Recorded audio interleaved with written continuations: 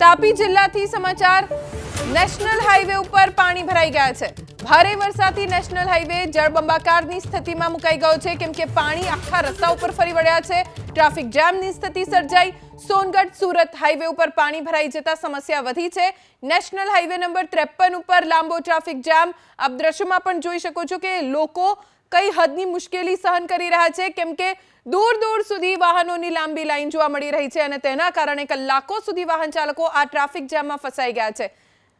रस्ता उपर पाणी फरी वळ्या छे जेना कारणे आ ट्राफिक जाम सर्जायो छे। सोनगढ़ सूरत हाईवे ना दृश्यो छे। नेशनल हाईवे नंबर 53 ज्यां पाणीनो भराव थई गयो छे अने तेना कारणे वाहन चालको खूब मुश्केलीमां मुकाई गया छे। लांबो ट्राफिक जाम जोवा मळी रह्यो छे।